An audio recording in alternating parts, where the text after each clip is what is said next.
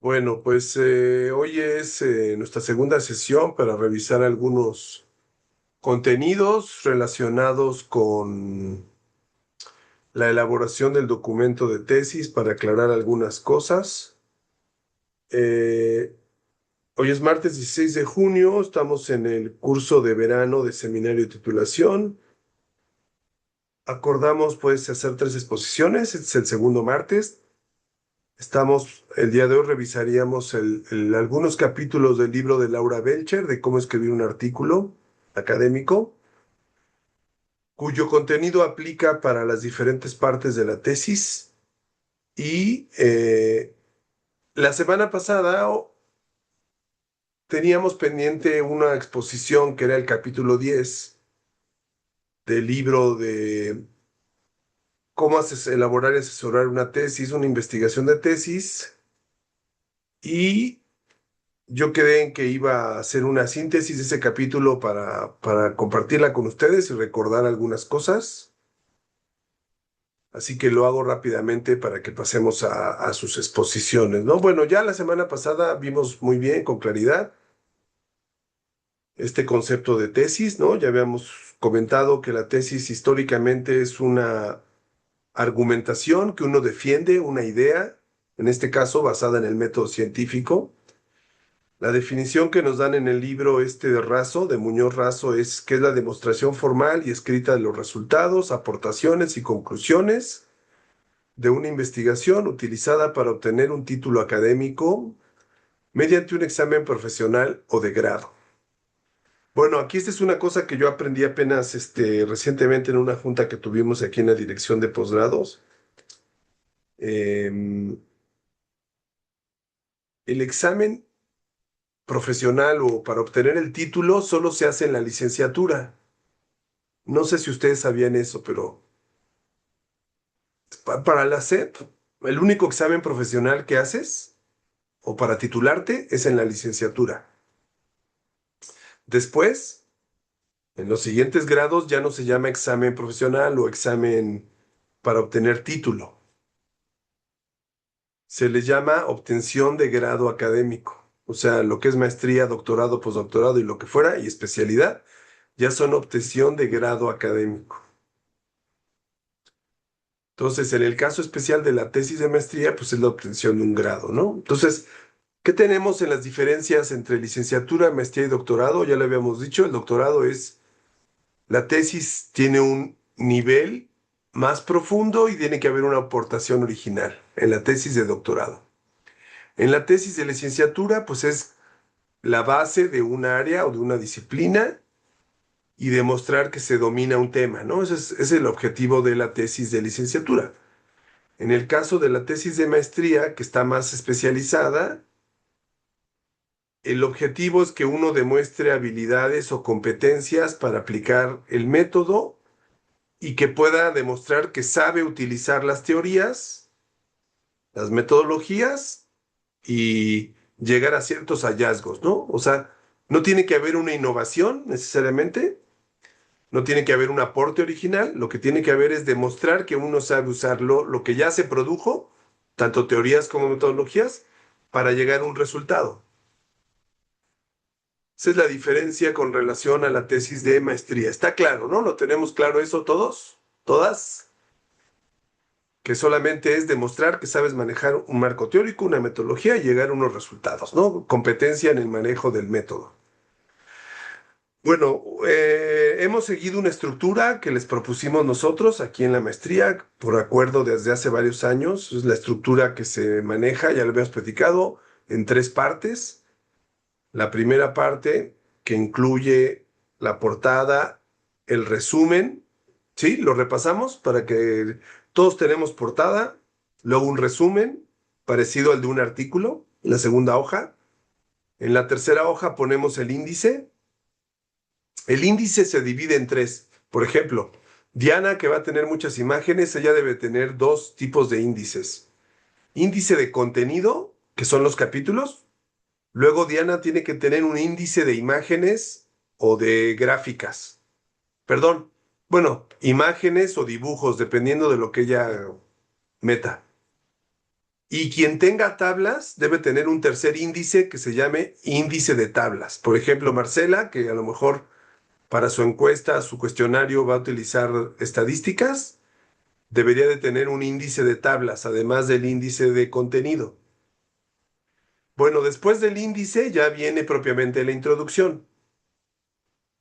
Y hasta ahí termina la primera parte del documento tesis. La segunda parte ya incluye todos los capítulos que habíamos platicado, pueden ser 5 al menos, 4, 5 o 6, dependiendo de cada caso. Y luego vendría la parte final de la tesis o la tercera parte que incluye las conclusiones, la bibliografía y los apéndices. Esto es según este libro, ¿no? El esquema que lleva en el contenido la tesis de maestría. La parte inicial o protocolaria, la parte expositiva y la parte complementaria o final, ¿no? Bueno, aquí en el caso de la portada nos la proporciona la Ibero nos pone las normas de la portada. Podemos usar el logo en dos colores, en rojo o en negro, pero tiene que ser el logo donde aparecen los lobitos. Si lo han visto, ¿no? Creo que ya viene en el formato. Es el logo oficial donde vienen los logos. No es el nombre de la palabra Ibero. Ya ven que hay un logo de la Ibero que se usa en redes sociales o en...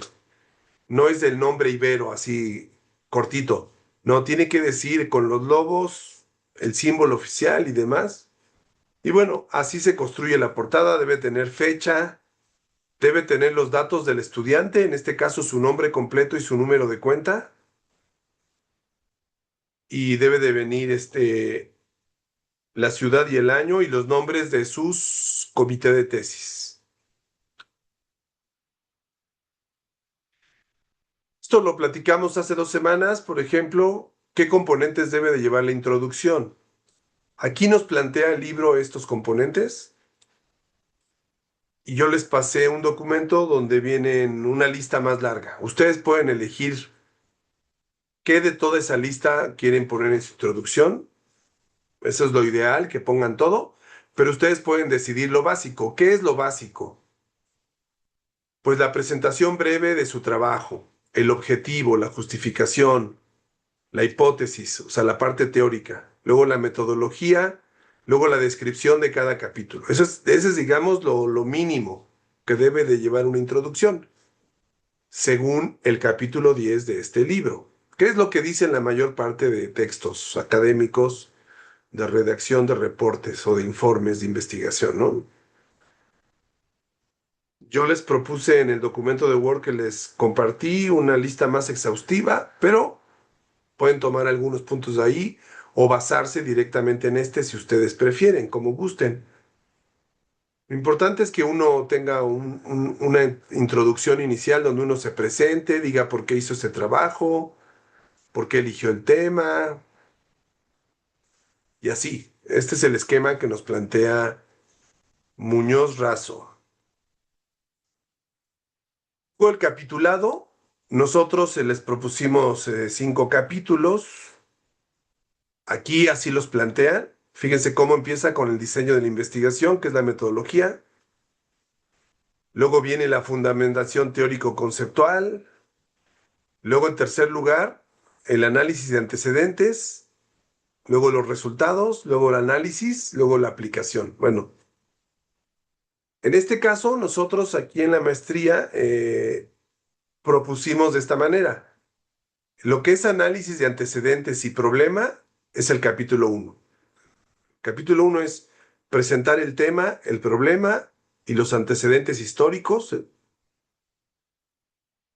por el objetivo y la justificación. Todo eso lo planteamos como capítulo 1. Luego el capítulo 2, el estado del arte. Como hemos dicho, Marcela, tú lo recordarás, fíjense cómo en este capitulado no presentan estado del arte, porque seguramente lo manejan en análisis de antecedentes, pero no le llaman estado del arte. Ahora, les voy a decir, el estado del arte es fundamental, es crucial. Tal vez sea por la disciplina en la que es especialista este autor de este libro o por otra razón, pero me llama la atención que no tenga específicamente un apartado de estado del arte, porque estado del arte, estado del conocimiento, revisión de la literatura es el paso básico para hacer cualquier investigación. Pero bueno, son estilos, son maneras. Seguramente está incluido en el punto C, que se llama análisis de antecedentes. Después de ese capítulo 2 que nosotros llamamos estado del arte o revisión de la literatura, viene el capítulo 3 que es la teoría, y el capítulo 4 que es la metodología. Como ya hemos platicado, algunos fusionan capítulo 3 y 4 en uno solo. Yo creo que es mejor separarlo para no confundirlos y no confundirse. Pero ustedes también podrían decidir juntar teoría y metodología, aunque me parece un poco complicado, pero podrían decidirlo. Y luego ya vienen los capítulos que sería el de resultados o hallazgos, donde para presentar esos hallazgos pues, se hace el análisis de la información. Aquí lo separan, miren, ponen resultados, luego análisis, luego aplicación. Aquí separan en tres. Otra vez decisiones, ¿no? Yo creo que resultados está muy bien para el último capítulo, dependiendo de cada caso. Y luego ya vendría la parte de discusión de resultados y de conclusiones, ¿no? En este caso, no hablan en particular de una discusión de resultados como parte de la parte final. ¿Y qué nos dice este autor sobre las conclusiones? Bueno, él en la idea de conclusiones que él nos plantea dice que debe de incluir resultados y demostración realizada, que eso sería equivalente a discusión de resultados, si lo ven aquí. Luego viene comprobación o refutación de la hipótesis, como otra sección de las conclusiones.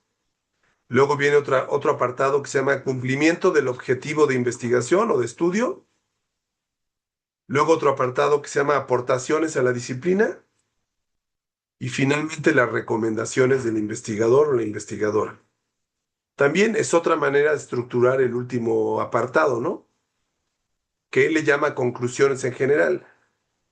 Yo creo que es mejor poner por separado discusión de resultados y conclusiones.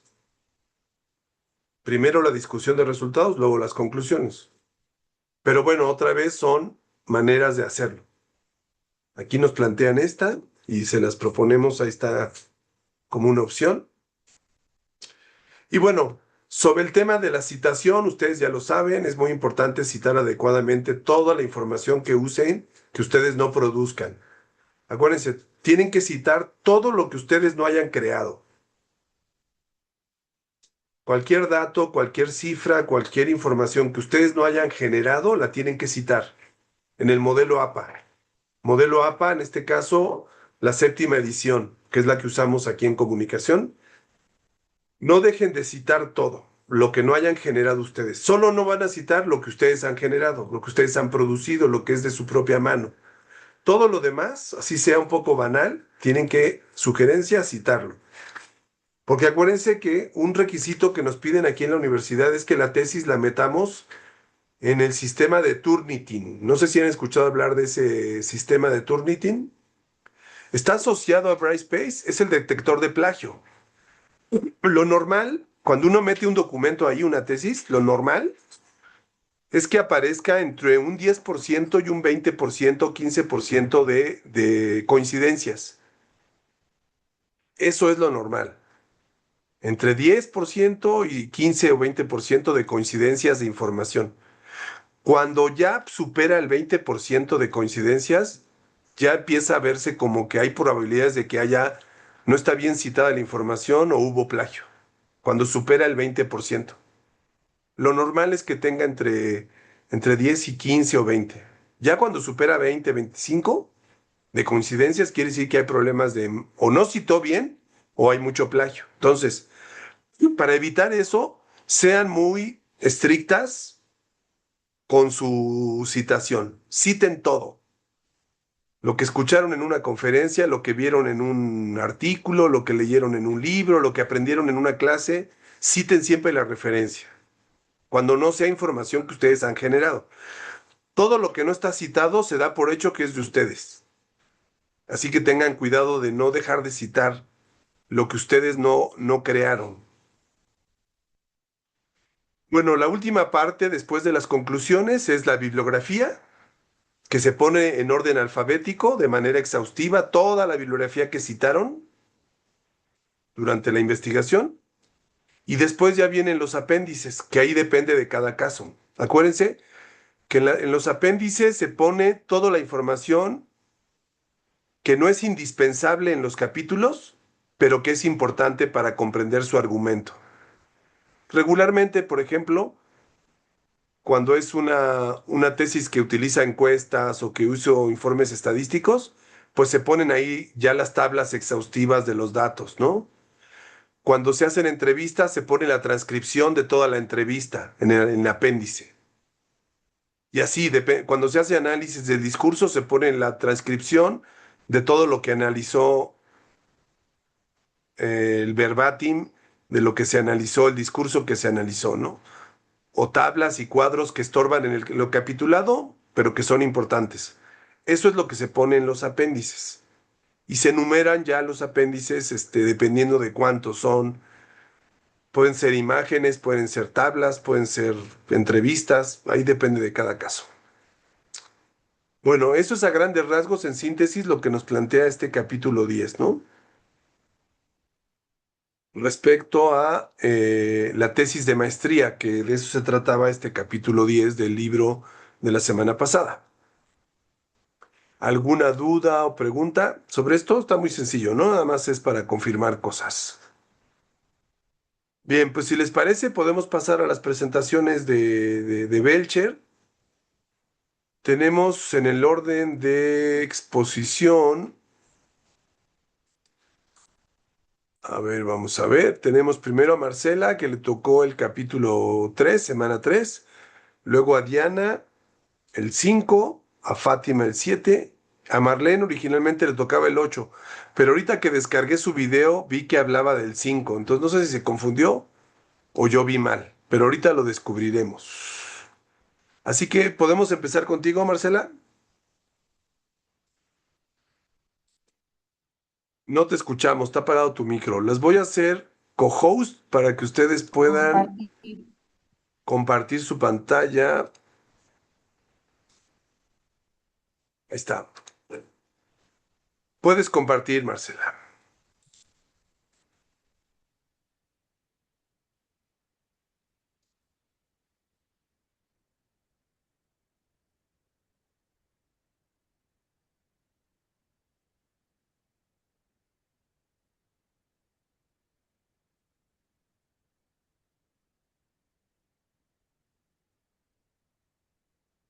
Ok, bueno, el capítulo 3 se llama precisamente también Semana 3.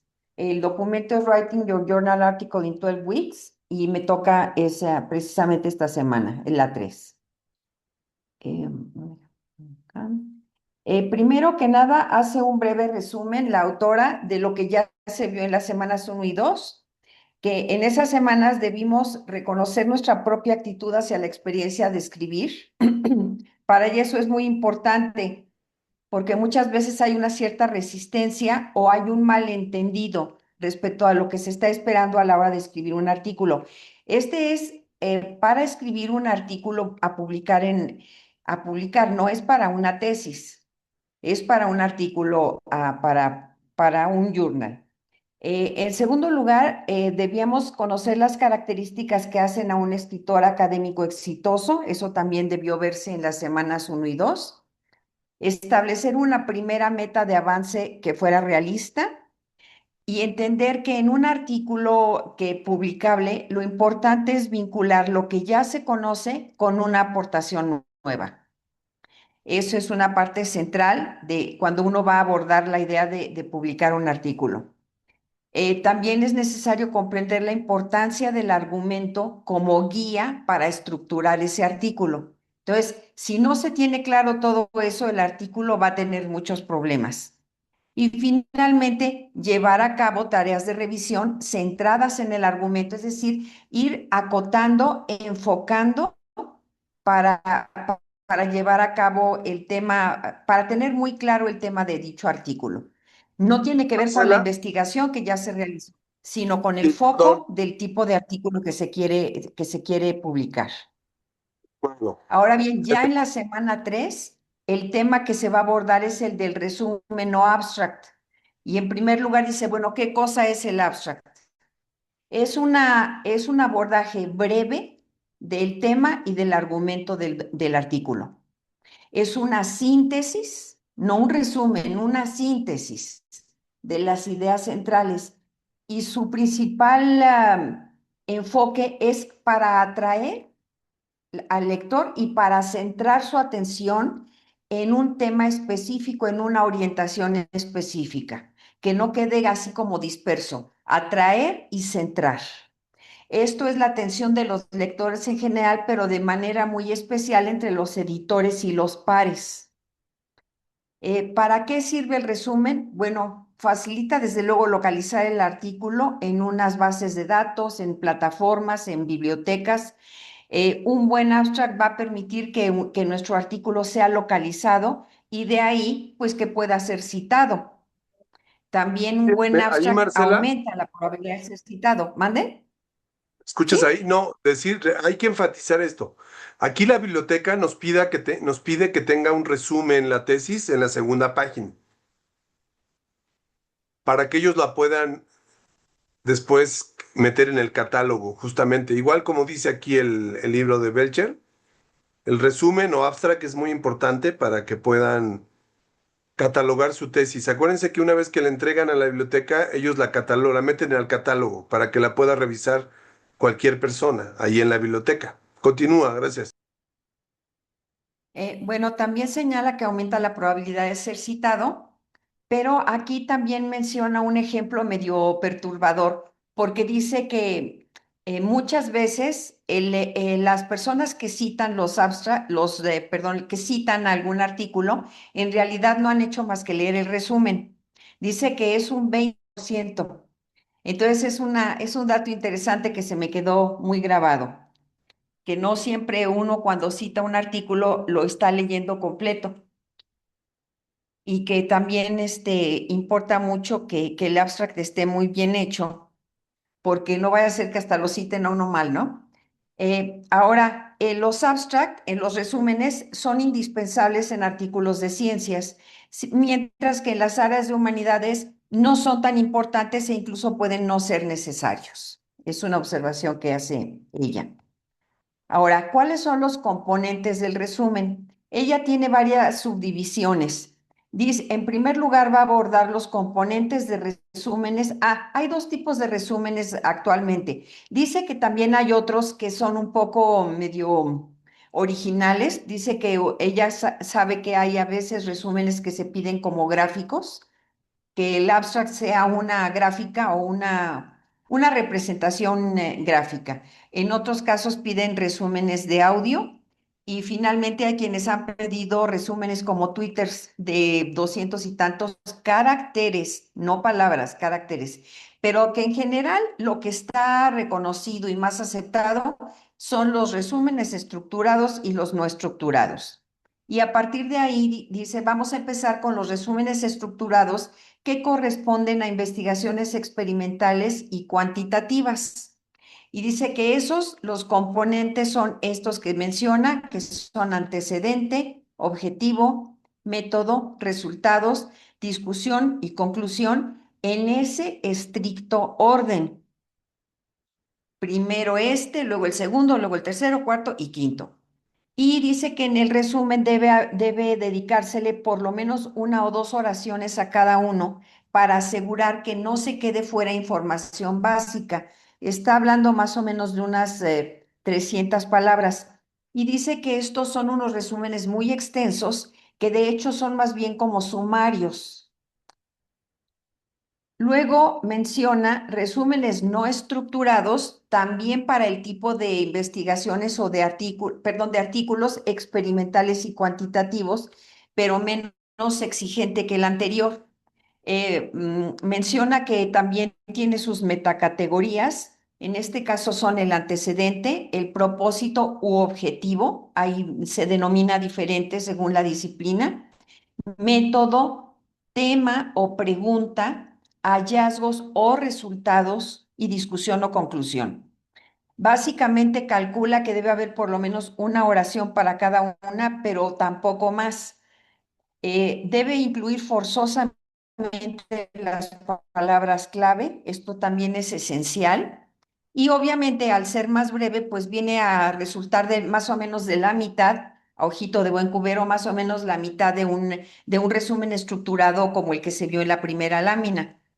Y con esa cantidad queda bastante bien. Y finalmente, ese resumen es una declaración de cómo y por qué se llevó a cabo el estudio, así como los hallazgos o resultados que se obtuvieron. Entonces, este es más pequeño, pero también muy completo. Ahí, Y luego, y a aparte, ajá, Marcela, nada más para ayudarnos en este punto. En relación a la tesis, como lo pide la biblioteca el resumen, no tenemos un número mínimo de palabras. Con que no rebase el resumen y las palabras clave la segunda hoja, puedes tener un resumen hasta de 500 o 600 palabras o más, o dependiendo de lo que quieras tú escribir. Ahí no hay problema tanto por la extensión, pero que no pase de una página en el caso de la biblioteca de la Ibero. ¿Sale? Sigue, gracias. ok. Sí, vaya, sí puede ser un sumario o puede ser un abstract. Ajá. Bueno, específicamente para áreas de humanidades y de ciencias sociales de tipo interpretativo, ella señala que aunque no es una cosa indispensable hacer el resumen con con las categorías anteriores, sí resulta muy útil utilizarlas porque ayuda a dar estructura, aunque se pueden usar con mucha más libertad. Y entonces señala aquí que debe contemplarse un tema, un antecedente o contexto, una evidencia. La evidencia no tiene que ser exhaustiva, tiene que haber alguna, la que se considere más relevante, un marco teórico o enfoque general, un argumento y una declaración de relevancia. Este orden no es estricto. Puede abordarse, por ejemplo, primero un antecedente y luego el tema, o el tema primero y luego el antecedente. Es mucho más flexible, pero ayuda mucho a estructurar. Esto en el caso de humanidades y de sociales interpretativas. Y bueno, ahora viene la parte de la elaboración de un resumen eficaz. Como ella está ordenada por semanas, también se ordena por días. Y dice, bueno, ¿qué vamos a hacer en el día 1 de la semana 3? Leer el capítulo, este capítulo, el de ella, y cumplir con los requerimientos, llevar a cabo las actividades que ella está proponiendo. La primera y la más importante actividad de esta semana es la de hablar del artículo con alguien más, es decir, tener un sentido de audiencia. Y ella destaca muchísimo la importancia de lo verbal, de lo hablado, de explicar a alguien más de qué se trata el artículo, cuál es su tema, su enfoque, sus hallazgos, el argumento y todo lo demás que contiene. Luego aquí me quedó un poquito abajo el feedback. En realidad el feedback es después de la explicación. La gente que te está escuchando te va a retroalimentar, te va a preguntar si tiene dudas, qué no le quedó claro, cómo está argumentado, cómo está articulado. Y entonces con toda esa retroalimentación ya uno puede resumir, incluso así tomando como una grabación o al vuelo, ciertas oraciones muy concretas. Decir, ok, entonces mi primera explicación de lo que estoy haciendo no fue muy clara. Entonces, la explicación que queda acá es, mi artículo trata de, y entonces uno anota qué fue lo que quedó más claro para corregir todo aquello que en la retroalimentación se le da. Este resumen en unas cuantas oraciones, después se pone por escrito y, por ejemplo, mi artículo trata de, estoy escribiendo sobre. ¿Y cuál es el fin de este ejercicio de hablar con alguien más? Es que se construya la declaración más breve y clara posible sobre el valor y el objetivo o propósito del artículo y también de afinar el argumento. Eso es muy importante. A veces uno cree que lo tiene clarísimo y resulta que no. O que no lo expresa, a lo mejor lo tiene claro, pero no lo está expresando correctamente. Este ejercicio de retroalimentación con alguien más es muy necesario en la perspectiva de la autora. A partir ya de esta construcción, se establece una nueva meta realista para redacción y envío. Se supone que ya había una meta inicial desde la semana 1, pero esta retroalimentación va a fijar mucho mejor la expectativa de redacción y de envío. Y es muy importante para ella también que se haga un seguimiento calendarizado. Incluso ahí pone fechas y poner hoy escribí 2 párrafos o 15 minutos. Y así va llevando uno para ver si va en tiempo o va flaqueando. En el día 2, la instrucción es de leer los resúmenes de otros artículos y elaborar uno propio.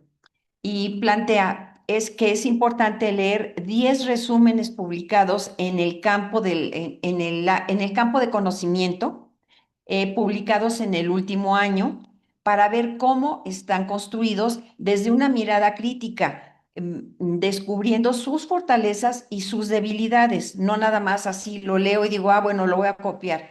Uno tiene que sentir, le tiene que dar el feeling de, oye, este abstract me gusta, está muy claro, entendí muy bien, o siento que estuvo muy largo, explico demasiado esto, etcétera. Es una mirada crítica de 10 resúmenes. Luego, en segundo lugar, elaborar una primera versión del resumen propio, o bien, si ya se tiene ese resumen, revisarlo conforme tanto al paso 1 como a este de la comparación con otros resúmenes. Y finalmente, usar una lista de verificación que ella propone para identificar debilidades. Aquí está la lista de verificación, a mí me pareció muy útil. Dice, mi resumen tiene 200 palabras o menos, declara el tema o asunto, limita el antecedente a no más de 1 o 2 oraciones, incluye de 4 a 5 palabras clave, incluye hipótesis o argumento, declara que el tema o argumento es relevante y nuevo, se comprende sin necesidad de leer el artículo. Es decir, ella insiste mucho en el resumen como un todo, como una idea completa y acabada. Si uno Eso empieza a es muy necesitar buen punto, más Marcela. explicaciones, algo anda mal con el resumen. Este es muy ¿Mande? buen punto. El resumen, si es bueno, le permite al lector darse una idea de todo el artículo sin el leer todo el artículo. Esa es la función, ¿no? Muy bien. Sigue. Ujú. Sí. No sé dónde. Y me quedé, creo que en hipótesis o argumento, una declaración de por qué es relevante y nuevo. Se puede comprender sin necesidad de leer el artículo, es decir, es el completo, y revela el hallazgo o el descubrimiento o el resultado más interesante. En cuanto a la redacción, no contiene oraciones en futuro, no emplea lenguaje tentativo. Por ejemplo, en una tesis uno puede decir que explora, que está en ese nivel, pero en un artículo no. Se expresa en presente sobre el artículo, pero en pasado sobre el estudio. Esta es también una distinción muy interesante. Yo digo que mi artículo trata de esto y esto, pero cuando hablo del estudio digo, se realizó tal cosa, se hizo así, resultó así. Entonces ahí es donde entra el pasado. No, el resumen no debe contener citas textuales salvo quizá 1 o 2, o cuando el tema completo del asunto es una cita textual. Digamos, el análisis de la obra fulanita de tal de Kant.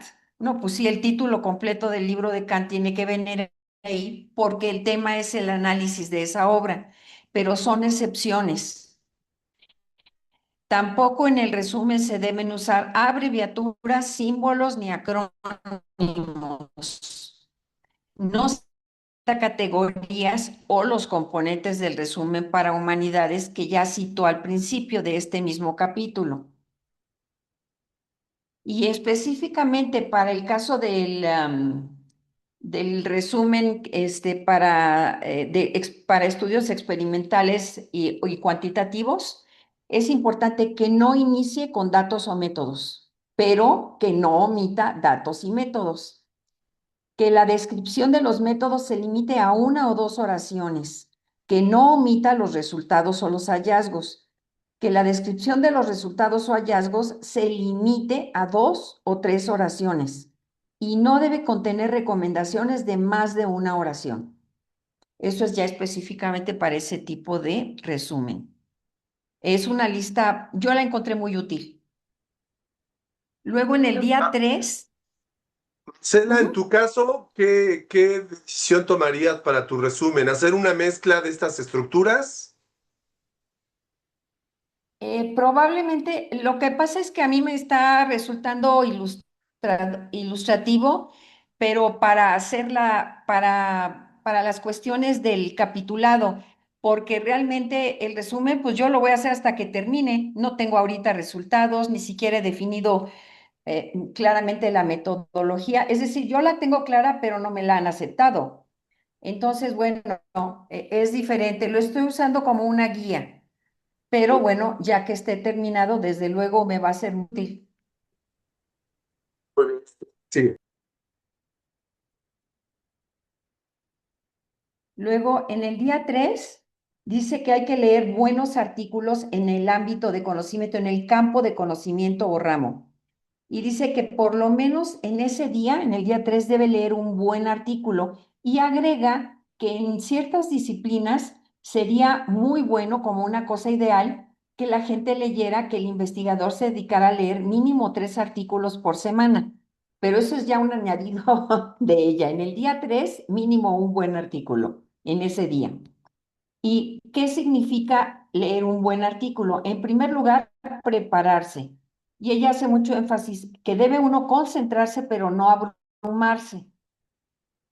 Dice, no se agüiten, no se quieran comparar con aquellos resúmenes que vean y que no chequen con el suyo. La idea no es que uno se abrume o sienta que le faltan eones para llegar a esos niveles. Debe concentrarse, pero no abrumarse. Y debe entender que su objetivo es mejorar su propio resumen.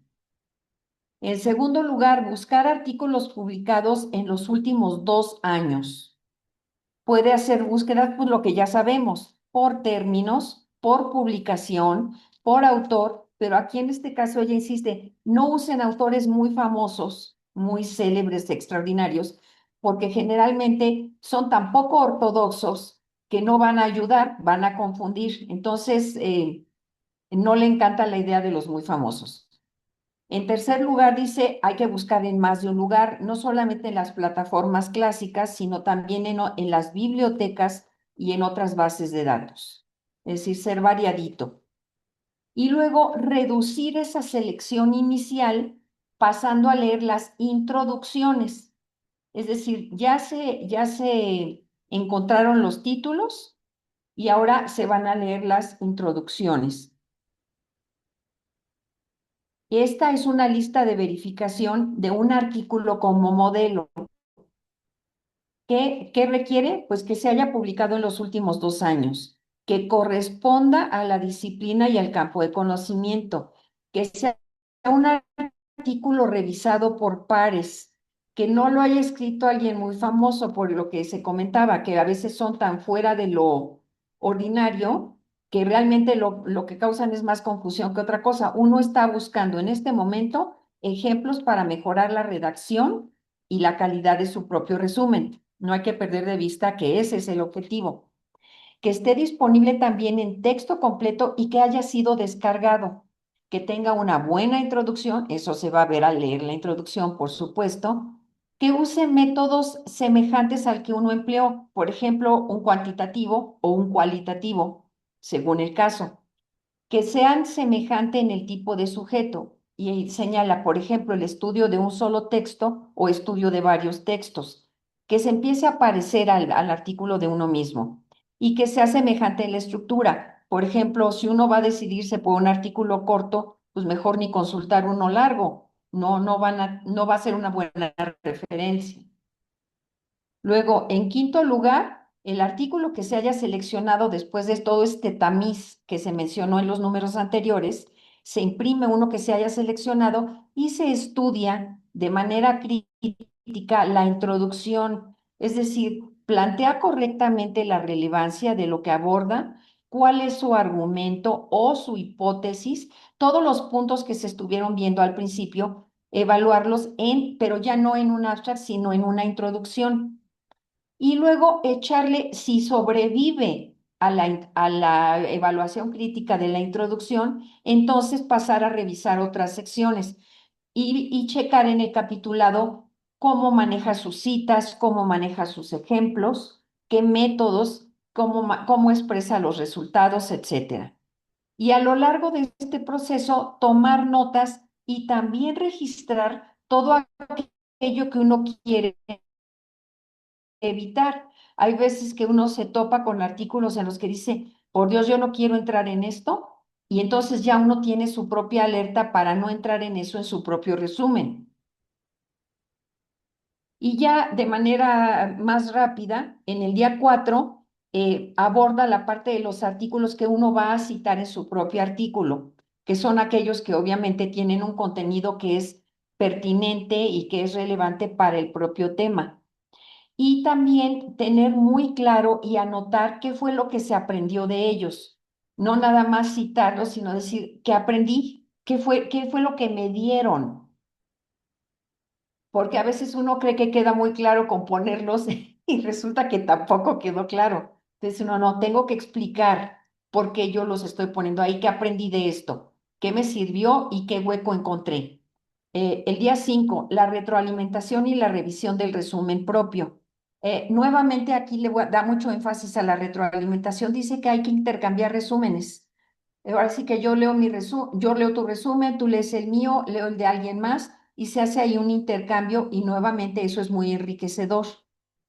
Y también destaca que los encuentros, sean personales o virtuales, son mucho mejores que un envío de correos, porque no hay este intercambio tan rápido de decir, ay, explícamelo otra vez, o qué quisiste decir con esto, o oye, ¿y qué pasaría, qué pasó con esto otro? Entonces aquí me faltó poner esto, aquí no fui claro, aquí el término quizá no sea el adecuado.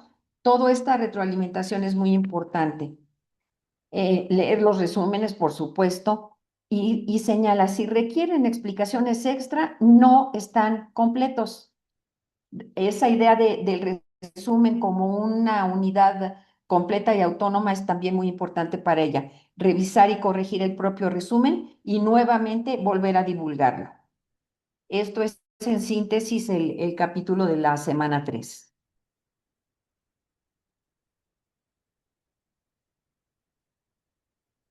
Muy bien, Marcela, gracias. Estoy viendo aquí bueno, voy a compartir mi pantalla porque veo que a lo mejor hubo ahí un malentendido, tal vez, no lo sé. Mira, Marcela, a mí me parece, es que tú te basaste en el libro en inglés, ¿estoy bien? Está Ajá, la versión en español y en inglés del mismo libro, pero supongo que tú te basaste en el libro en ahí en inglés. el Brightspace. No, sí, sí, en el en Ah, sí, Brightspace, en bueno, de hecho fue la contenido. única que vi, no me digas que había otra. No, no, no, es que están las dos versiones, la de inglés y la de español. Y la semana 3 o capítulo 3 se llama así, el desarrollo de tu argumento. El que tú acabas de exponer en el libro en español Ouch, no, pues corresponde a la semana 2, que es el resumen. Está bien, digo, de todas maneras no sirve. No te preocupes. O sea, lo que expusiste es muy útil para entender los resúmenes, pero originalmente el que yo había planteado para que lo revisáramos es este, porque es muy importante el argumento o la hipótesis de lo que uno defiende. Pero no pasa nada. Por eso te quería preguntar, ¿tú te basaste entonces en la versión en inglés, Marcela? no. Sí, lo vi, lo descargué y dije semana 3, ahí está. Ok. Vaya, ni Vale, cuenta me bueno, di de que había una versión en español estaba abajo del archivo, no te preocupes. y que Yo además puedo no exponer este la próxima concordaba. semana. Yo puedo exponerles este la próxima semana. Si alguien no lo leyó, Yo también me basé en la versión en inglés, Samuel, para la semana ok. ¿Y 7. cuál te tocó a ti? ¿Cuál te tocó a ti, A mí me toca cómo presentar, bueno, analizar la evidencia. Ok, bueno, sirve. Ujú. Ok. No más allá de la semana. Ok, ¿y a ti, Diana? ¿El título más que la semana? Reseñando la literatura relacionada. Ok, el estado del arte. Está bien, entonces yo puedo presentarles este del desarrollo de tu argumento la próxima semana. ¿Sale? Aprovechamos que ya Marcela nos habló del resumen, lo cual viene bien. Vale, entonces, zanjada esa confusión, vamos pues a la siguiente exposición. Le toca a Fátima. ¿Estoy bien, Fátima? No, creo que a Diana, ¿no? A A mí me Diana, toca entonces, semana 7. déjenme ver en el índice en español, entonces solo para verificar. ¿Cómo aparece el tuyo, Diana? ¿En qué número de semana? 5, semana 5, lo leí en español. Ah, ok, entonces sí está bien aquí, tal como dice. Entonces, ¿saben qué? Más bien déjenme ver el que subió esta Laura Marlene para ver si no se repite. A ver, se los... Vamos a ver. Déjenme verlo.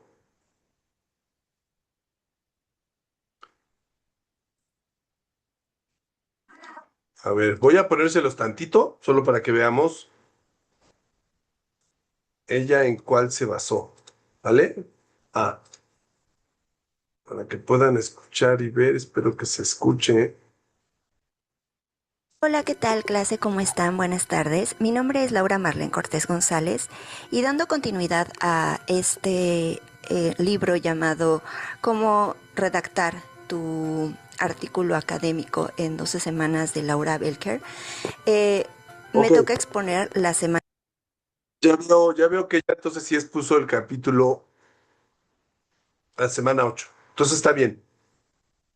Entonces, ¿tu número qué número de semana tienes tú, Fátima? Yo soy semana 7. 7, ok, entonces. Presentar evidencia. Analizar Ok. evidencia. Vale, Evidencia. entonces vamos pues con Diana. Adelante, Diana. Ok, voy a compartir.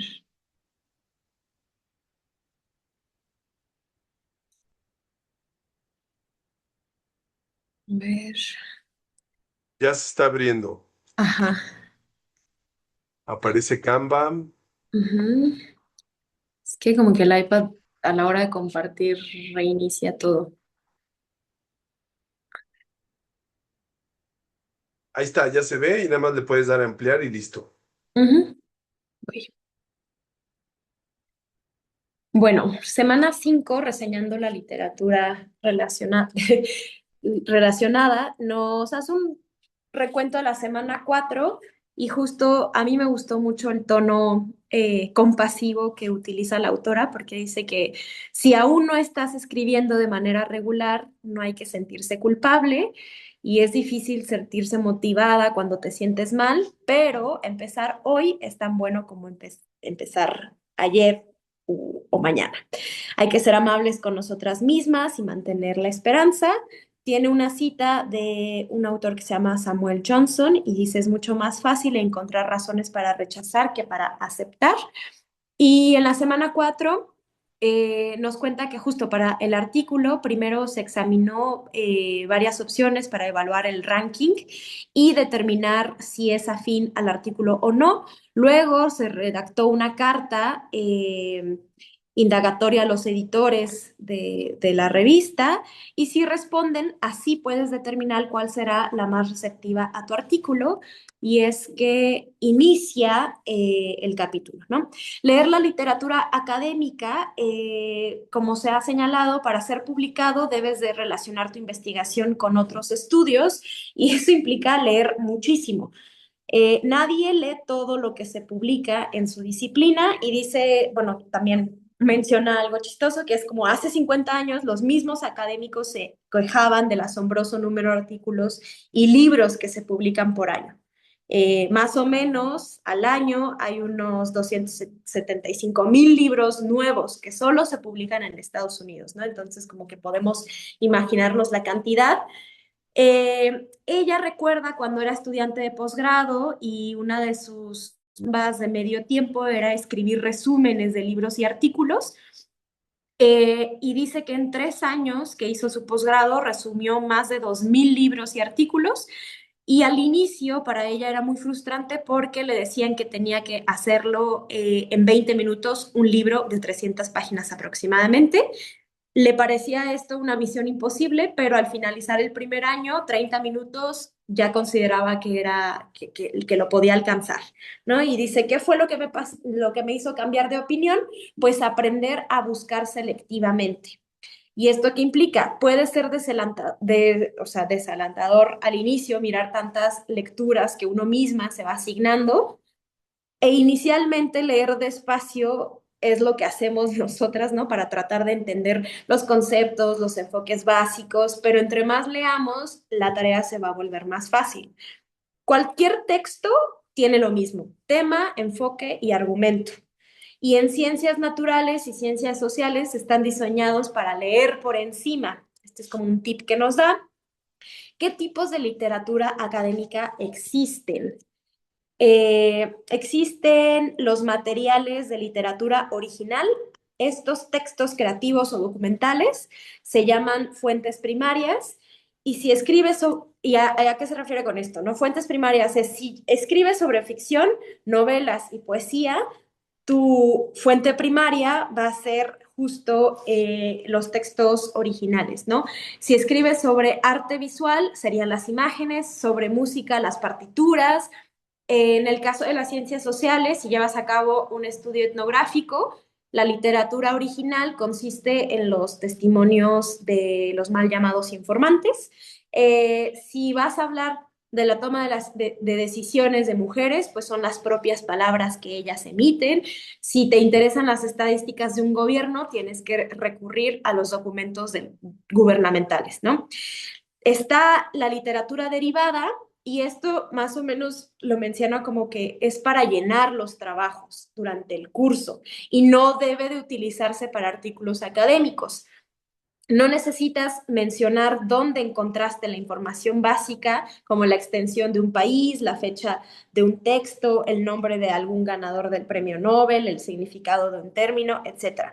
Eso lo agregas en notas al pie de página y sobre todo las fuentes de cuando la estás escribiendo.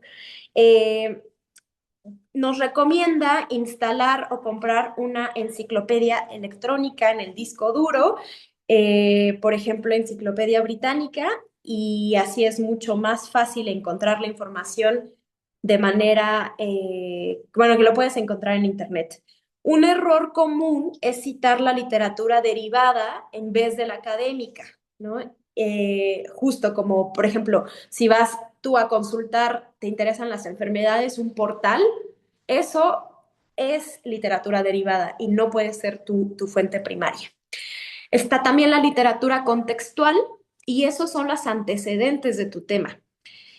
Hay que evitar rastrear información, entre comillas, oscura sobre el contexto histórico, temporal, demográfico, político de la persona. Y si escribes sobre una novela que trata, por ejemplo, del siglo XVIII en Londres, no necesitas leer el libro entero sobre la época. O sea, parece como o sea, un poco obvio lo que nos dice, pero la verdad es que a veces se nos pasa, ¿no? Y ya queremos abordar el contexto completo. Sin embargo, solamente nosotras podemos decidir lo que sí es relevante, pero hay que tratar de limitar este tipo de lecturas para terminar con el artículo a tiempo. Está la literatura metodológica. Estos textos van a ir en contra o a defender la metodología que utilizamos. Si sabemos que hay autores que se oponen a nuestra metodología, hay que mencionarlo abiertamente. Los artículos publicados con frecuencia contienen citas de la literatura metodológica, Y a la hora de la dictaminación del artículo, pues se cuestiona el método y el autor, o sea, nosotras nos vemos obligadas a mostrar cuáles son los textos que sí lo apoyan. La literatura teórica, estos textos nos van a proveer de enfoques conceptuales y por lo general en el mundo académico se lee este tipo de literatura antes de escribir un artículo y son como las famosas citas de los clásicos, ¿no? Como habitualmente se les denomina, para enmarcar nuestro campo académico. Está la literatura relevante, eh, que para ser publicado un artículo es necesario demostrar que nuestro trabajo se relaciona con lo que se ha escrito previamente del tema. Y es necesario articular la manera en la que nuestro trabajo se relaciona con investigaciones previas. Es decir, si escribimos sobre las causas de algún problema social, tenemos que discutir los trabajos de quienes sostienen que ya se ha identificado tales causas. También hace un recuento de estrategias para complementar la lectura y es justo leer la literatura teórica y en el campo de las humanidades o las ciencias sociales.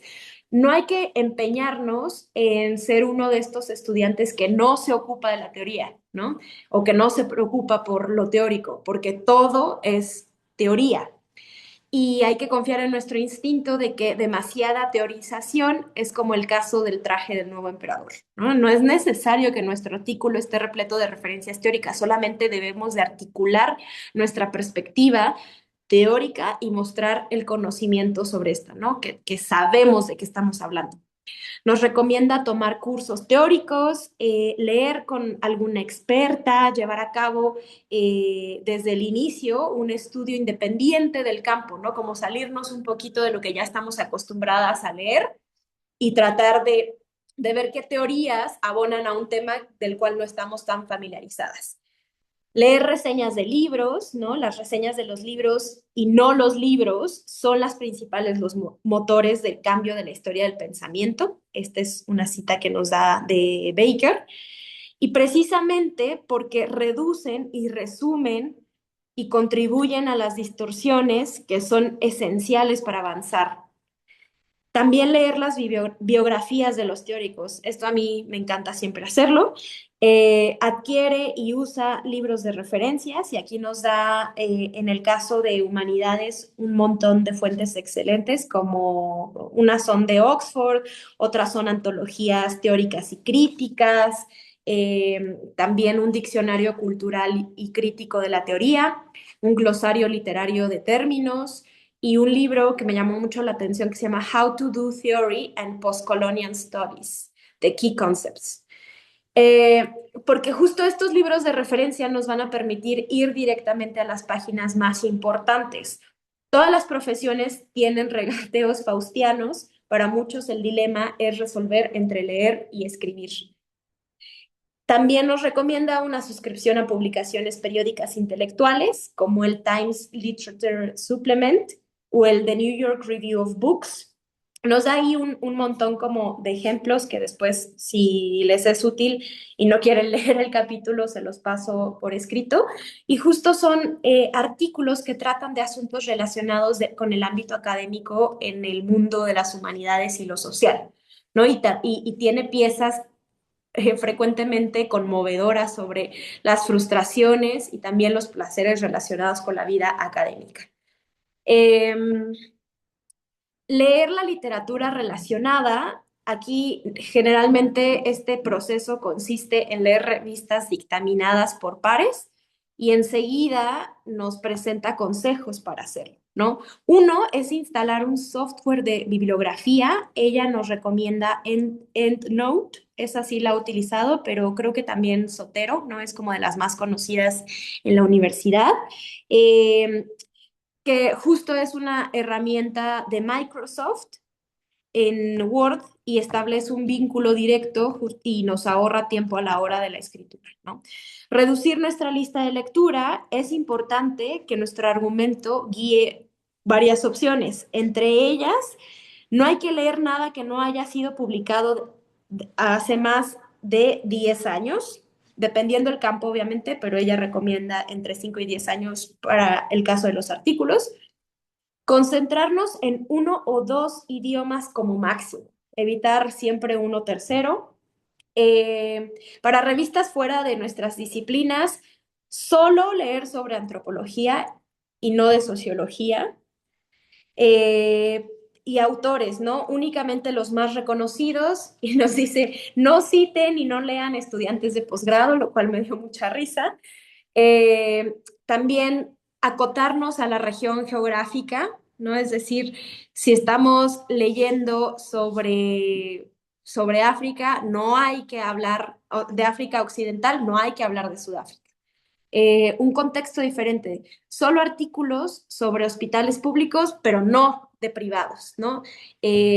Sobre un periodo distinto, es decir, si nos interesa el siglo XIX, pues obviamente al XVIII ya no nos vamos a remitir, con diferentes metodologías. Aquí también es importante solo enfocarte si lo nuestro es quali o quanti y no mezclarlos, sobre diferentes tipos de participantes. Si vamos a hablar de personas mayores, pues obviamente no hay que incorporar ni adolescencias ni infancias. Las variables. Si nos concentramos sobre edad y género, no vamos a hablar sobre grupos raciales ni de sexo o de género. Si nuestra palabra clave está en el título, en el resumen, únicamente leer los que contienen nuestras palabras claves. Y aquí algo que me llamó la atención es que dice formatos no electrónicos. Este último me pareció especialmente problemático, ¿no? Porque leer únicamente los que nos permiten acceso al texto completo, ahí coincidiría, pero creo que en el caso de las tesis, pues obviamente es importante remitir a lo electrónico. Finalmente, tomemos o no en cuenta estos consejos, la elección es completamente nuestra, pero hay que aceptar desde el principio que no se puede leer todo. Otro consejo sería convertir la lectura en una actividad social. A menudo uno aprende más en una discusión sobre algo que solo leyéndolo. Programar sesiones de lectura en la biblioteca, aquí lo menciona ella, en la biblioteca, y esto es súper cierto, ¿no? Como ella menciona que si queremos ir a la biblioteca y estamos paradas buscando fuentes, es mucho más fácil detectar o elegir algún libro que si nos sentamos, lo empezamos a hojear. Entonces, con carátula y resumen, parada, como que acelera más el proceso. Y recibir índices de contenido por correo, ¿no? Entonces, dejar nuestros correos electrónicos para ciertos avisos o alertas de editoriales que nos interesan y que después nos pueden ayudar a encontrar revistas más concretas.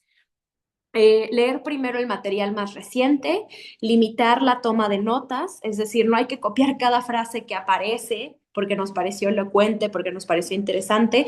Nuestro texto debe estar escrito con nuestras propias palabras. Y aquí nos da un recordatorio. Cuando leas, no busques citas, sino más bien debates y argumentos. No hay que posponer la lectura.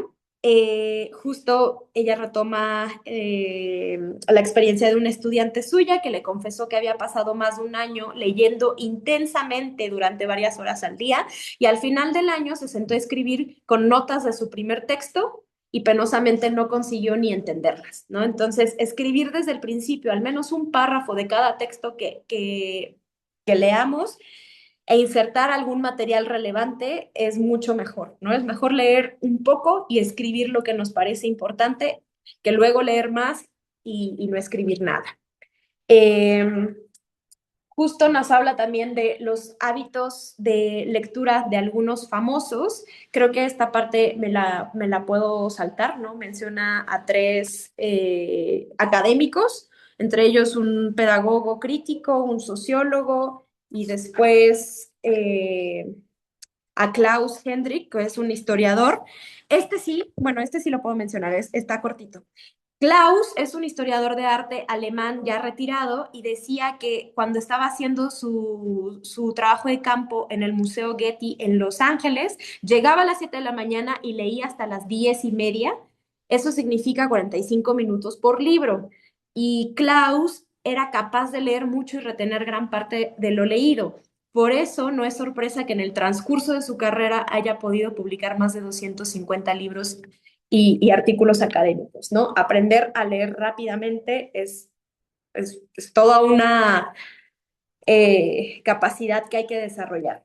También, ¿cómo identificar la relación con nuestra literatura relacionada? Hay que hacernos varias preguntas. ¿Qué sigue después de emprender una lectura de la literatura relevante? ¿Cómo citar estudios previos? Y este es el famoso punto de entrada.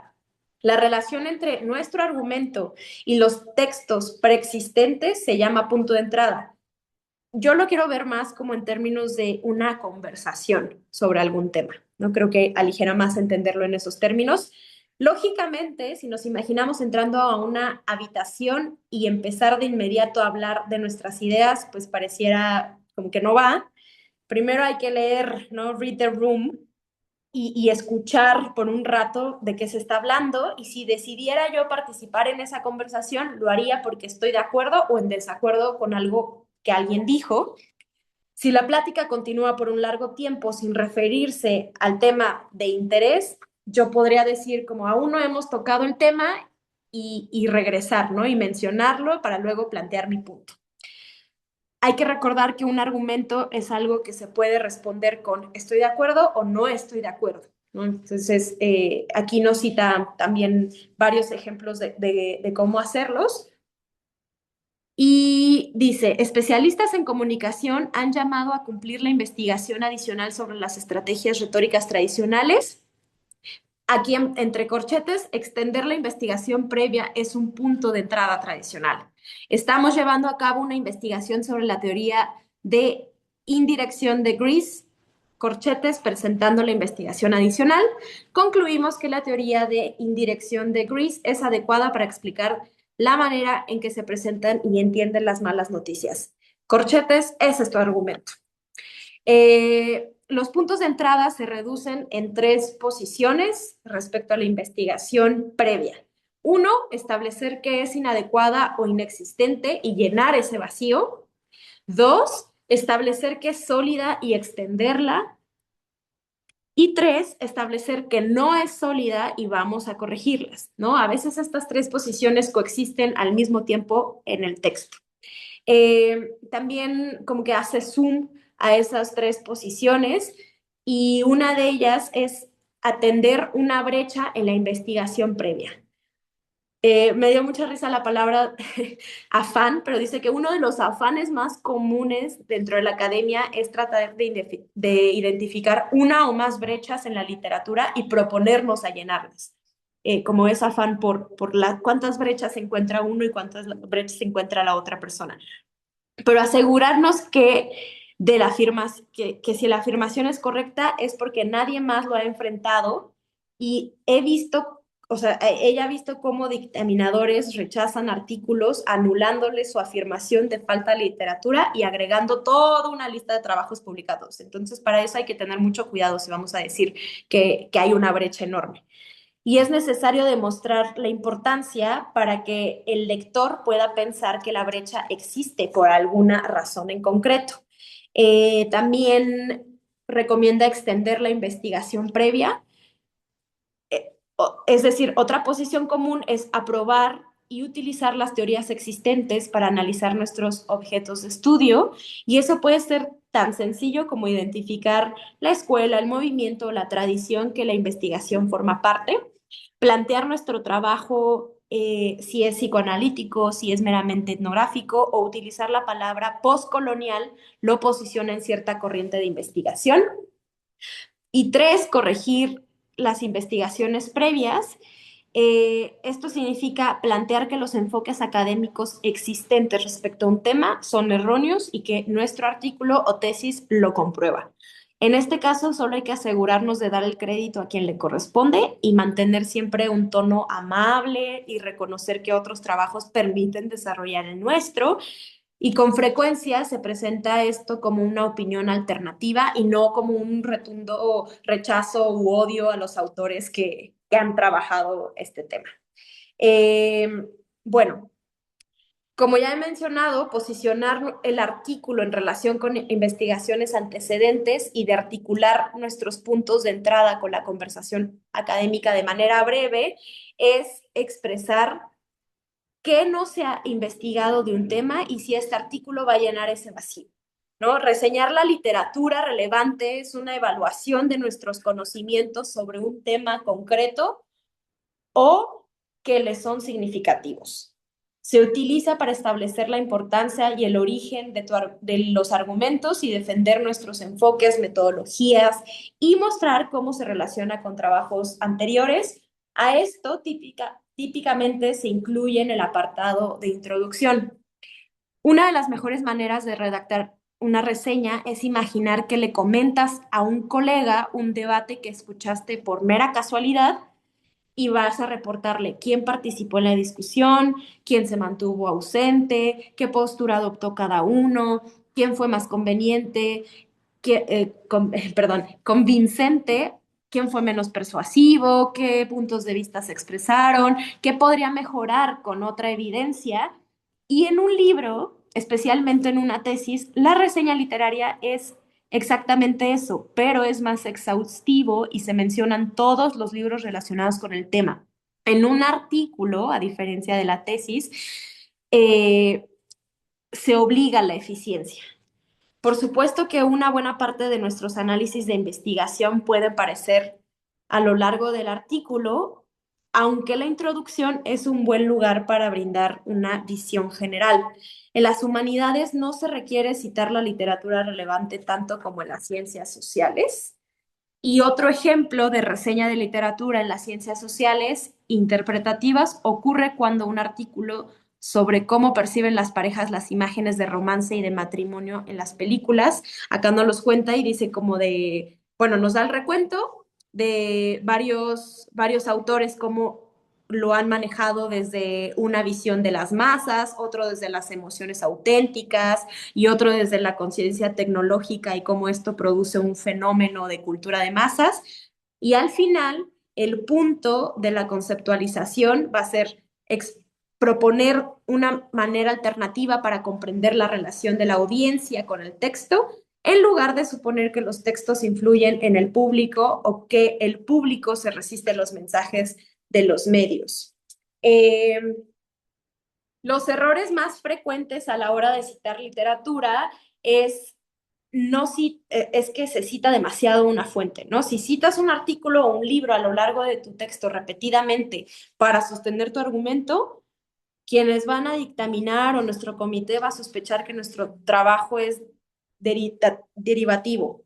No ocupemos más de 2 párrafos citando una fuente secundaria con entre 20 y 100 citas relacionadas a la literatura contextual, metodológica o teórica es más que suficiente.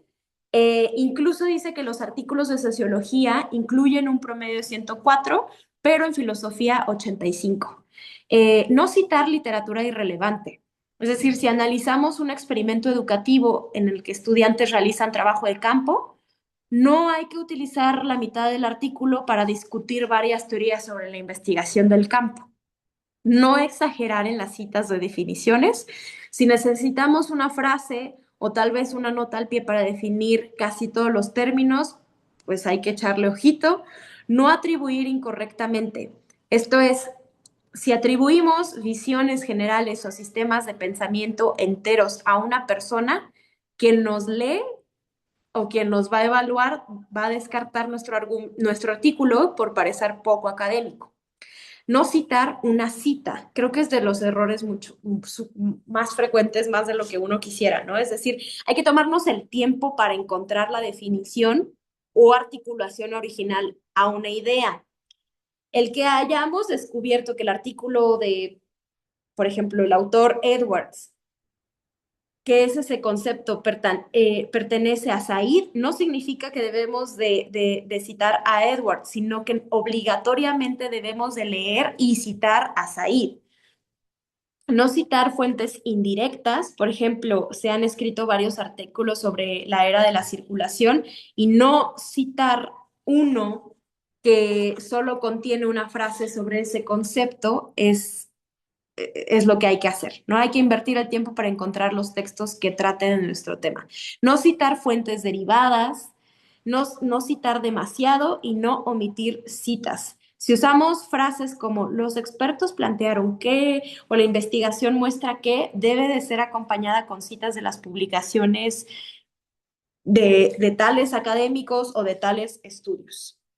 Hace una nota para los académicos en la periferia de qué hacer si no tenemos acceso a la literatura relevante, y en este caso nos dice que podemos escribirle directamente a los correos de los autores que nos interesan, esperar a que nos respondan, y en segundo plano, cuando mandemos nuestro artículo, enviar una carta a la edición, a la editorial mencionando nuestro problema de manera directa, ¿no? Entonces, hacer lo posible por citar con menos de 2 artículos en los últimos 2 años, ¿no? Para que nos puedan, o sea, para que de manera preferente entre y se pueda ser publicado. Ahora sí, también vamos a hablar acá del plagio. Este es un tema sensible que los profesores a menudo evitan discutirlo, excepto para advertir a sus estudiantes en contra de este.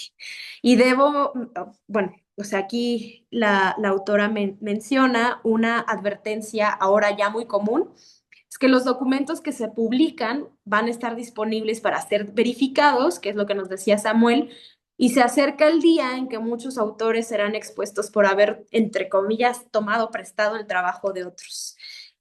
Nuevos sitios en la red, como justo Turnitin, permiten verificar en cuestión de 2 segundos si un artículo ha sido plagiado, y hay que adquirir este hábito de citar a otros con muchísimo cuidado. El tema es tan presente que cualquier cosa que digamos será interpretada como expresión de culpa, y tal vez no perder nuestro trabajo y estatus de estudiante. O sea, tal vez, o sea, no llega a niveles tan graves, pero los rumores van a perseguirnos por el resto de nuestras carreras. La autora también se menciona a sí misma y dice, esto siempre me ha dado angustia, porque qué tal que un libro que escribí hace 20 años copié algo incorrectamente y ya por siempre va a ser acosada, ¿no? Y le quita el sueño. Existe siempre incertidumbre sobre dónde termina una cita y dónde empieza el plagio. Nunca hay que tomar un artículo completo, nunca hay que tomar un artículo completo cambiando cada cuarta o quinta palabra y presentarlo como nuestro. Nunca hay que tomar un artículo siguiendo la estructura y argumento exactamente de acuerdo al hilo de pensamiento de los autores y modificarlo solo con nuestro lenguaje o narrativa de preferencia. Nunca hay que presentar como nuestro un artículo que tradujiste a otro idioma tal cual. Nunca integrar al texto partes que hayas copiado palabra por palabra. Nunca copiar palabra por palabra párrafos de otro manuscrito y colocándolos en el texto. Y bueno, finalmente, nunca colocar en un texto una frase que hayas copiado literalmente de otra parte, a menos de que pongas comillas y agregues la cita original. Aún así, esto sigue siendo como un área gris, ¿no? Se debe tener mucho cuidado a la hora de parafrasear. El asunto de la paráfrasis como plagio aparece en un libro en el 95 que se llama The Craft of Research, y aquí es cuando ella enseña el ejemplo de plagio limítrofe. Y va desglosando. La frase original es más difícil definir el plagio cuando resumes y cuando parafraseas, y no es lo mismo. Una versión plagiada, sin importar la intención, es una paráfrasis cercana al original, es plagio aunque se cite la fuente. Una versión resumida correctamente sería como los ejemplos que nos enseñaste del capítulo 10, Samuel, ¿no? Como de justo autor y el año al final. O sea, primero, según tal autor, comillas, el texto y finalizas las comillas y después el año, ¿no? Y de preferencia 2 puntos y la página. Tomar un par de frases del trabajo de otra persona, recortarlas un poquito, cambiar algunas palabras para no tener que ponerle comillas y luego insertar una nota al pie de página citando el texto original, es un plagio limítrofe. Y si lo hacemos de manera repetida en nuestros artículos, hay que revisarlo de nuevo completamente. Cuando leamos algo útil en otro texto, hay que dejarlo de lado y escribir lo que recordamos de este. A mí me pareció una súper recomendación. y tomar notas de memoria puede ser mucho mejor manera de evitar escribir exactamente como otro autor lo hace. Ahora sí, como un resumen de cómo escribir a partir de la investigación de los otros, dice, día 1, hay que leer este manual. Día 2, evaluar las citas actuales que tenemos. Día 3, identificar y leer la literatura relacionada, que es todo lo que ya les conté por ahora, pero como para recordar, son varios pasos. Consultar, buscar, hacer una lista de lectura, reducir nuestra lista de lectura, finalizar nuestra lista de lectura, leer rápidamente los materiales identificados, no emprender, y a esto que me refiero es que una lectura rápida dirigida a artículos o investigaciones que pensamos hacer en el futuro. O sea, eso no interesa, porque si no nos distrae. Tomar notas con moderación, subrayar o destacar, leer e insertar. Día 4, evaluación de la literatura relacionada. Eh, Ahora que ya hemos leído la literatura relevante, hay que hacernos varias preguntas. Entre ellas, ¿qué hemos descubierto sobre las relaciones que existen entre los diversos artículos? ¿Cómo justifican las otras personas sus argumentos? ¿Reivindican su novedad? ¿Dan reconocimiento? ¿Muestran sus preferencias? ¿Definen sus disciplinas? ¿Cuáles son las similitudes y las diferencias? ¿Qué se sabe? ¿Qué resta por hacer? ¿Qué variables han establecido? ¿Cómo se definen o de qué manera usan los conceptos claves y sus teorías? ¿Cuáles son las limitaciones y los puntos ciegos de la literatura? ¿Hay alguna narrativa en concreto? Y todo eso empezarlo a agrupar de acuerdo a nuestro argumento o debate. Día 5, redactar y revisar nuestra reseña de literatura relacionada. Y esto es el famoso estado de la cuestión. Estudiar una o dos reseñas de los artículos que hemos leído en la semana nos servirá de guía para escribir la nuestra. ¿Cómo están organizadas? ¿Cuántos artículos están citando? ¿Qué proporción del artículo ocupa la reseña? Y lo mejor, aún así, va a ser organizar de acuerdo al debate. Esto nos puede ayudar para evaluar en lugar de resumir. Finalmente, justo vuelvo a decir que a mí me gusta verlo que justo la construcción y la revisión literaria es construir una conversación. Recordemos que nuestro argumento debe ser organizador de nuestra reseña y no permitir que la literatura se apodere de nuestros textos. Cuando terminemos, podemos pedirle a una amistad, pero tiene que ser una súper amistad para que sí lo haga, o mejor algún colega que nos lea y nos comente si fuimos claras respecto al debate, la literatura y el punto de entrada.